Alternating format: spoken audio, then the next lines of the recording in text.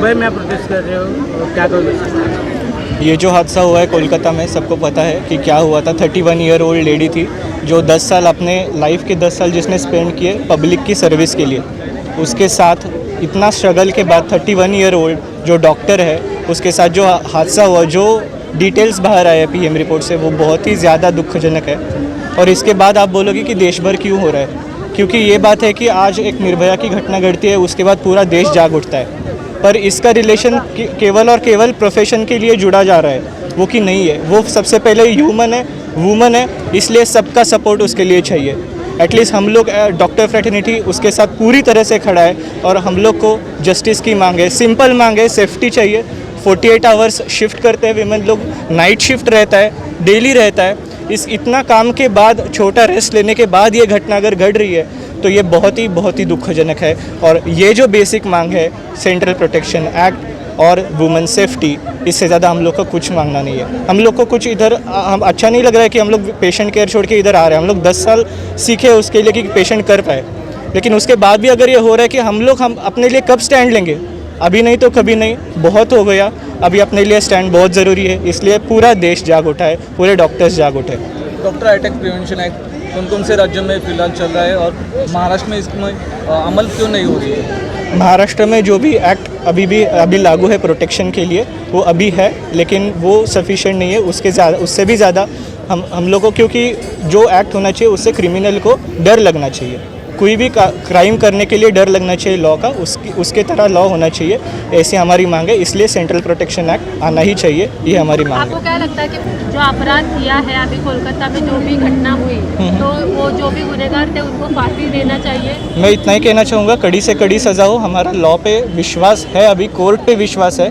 वो due process के बाद जो डिसीजन लेंगे उसका हम लोग सम्मान करेंगे, लेकिन हम लोग को जस्टिस तो चाहिए, कड़ी से कड़ी उसको सज़ा चाहिए। और जो भी हो, फेयर हो, जो भी इन्वॉल्व हो, वो सब पकड़े जाए, उसमें कुछ भी प्रॉब्लम नहीं आना चाहिए, यही हमारी मांग है। सेंट्रल प्रोटेक्शन एक्ट में सभी स्टेट और सभी सिटीज़ वगैरह सभी इंक्लूड हो जाएगा। तो हमारी एक ही मांग है कि सेफ्टी हमारी ज़रूरत है, हमारी नीड है और हमें सेफ्टी चाहिए। इससे ज़्यादा मैं ज़्यादा कुछ नहीं कहना चाहूँगी, बिकॉज़ ये बहुत बेसिक नीड है। जैसे हमें रहने के लिए खाना, मकान, पानी की ज़रूरत है, वैसे हम जहाँ भी जाए हमें एक सेफ्टी चाहिए। अगर घर से निकलते वक्त हम सेफ़ ही ना फील करें तो हमारे लिए फिर घर से निकलना मुश्किल हो जाएगा। फिर बेटी पढ़ाओ का क्या ही, उसका नारा जो है उसका क्या महत्व रह जाएगा, अगर हम जहाँ जा रहे हैं वहाँ हमें सेफ्टी ना फील हो।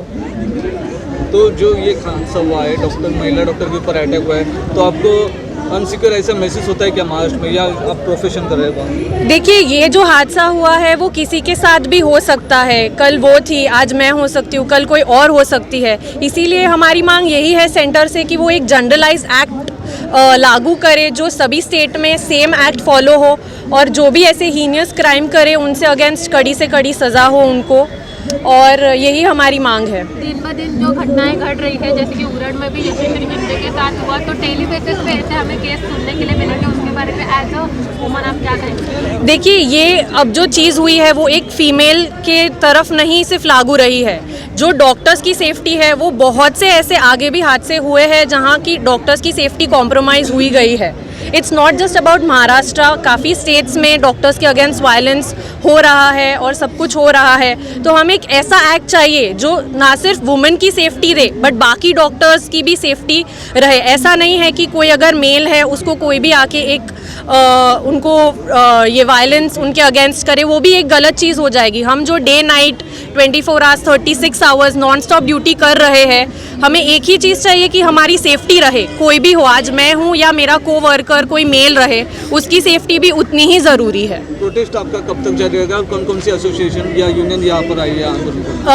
बहुत सारी एसोसिएशंस हैं यहाँ पे। इंडियन मेडिकल एसोसिएशन का सपोर्ट है। यहाँ 4 मेजर कॉलेजेस जो है, KM Nair, JJ, Sion Cooper, सबके president, vice president, Cooper MARD, BMC MARD with central MARD का सपोर्ट, ये सब एसोसिएशंस यहाँ पे आई है। यहाँ पे डॉक्टर्स का, हमारे प्रोफेसर्स का, सबका बहुत ही सपोर्ट सपोर्ट रहा है और ये स्ट्राइक अब तक इनडेफिनेट रहने वाली है। जब तक हमारी मांगे पूरी नहीं होगी हम हार नहीं मानने वाले, हम झुकने नहीं वाले हैं। जैसे आपने कहा कि बीएमसी के भी डॉक्टर है, तो आयुष्मान कानून आपके ऊपर कार्रवाई हो सकती है, ऐसा नहीं लगता आपको? क्या कार्रवाई, मतलब कैसी कार्रवाई? इमरजेंसी सर्विस में इमरजेंसी सर्विसेज काम चल रहा है, इमरजेंसी सर्विसेज अभी भी बंद नहीं की गई है। आज भी मैं मेरे पेशेंट्स को देख के आई हूँ जो वार्ड में एडमिटेड है, जहाँ यहाँ पे ज़रा भी 1 मिनट भी पेशेंट का हेल्थ कॉम्प्रोमाइज़ नहीं हो रहा है। जब मैं यहाँ पे स्ट्राइक के लिए खड़ी हूँ, मेरा को-जेआर वहाँ पे काम कर रहा है, दिन रात मेहनत कर रहा है, मेरे पेशेंट्स देख रहा है, तो इसमें ज़रा भी पेशेंट का हेल्थ कॉम्प्रोमाइज़ नहीं हो रहा है। मैं सर्जरी से बिलोंग करती हूँ और मैं ये वादा करती हूँ कि यहाँ पेशेंट हेल्थ बिल्कुल भी कॉम्प्रोमाइज़ नहीं हो रही है। नहीं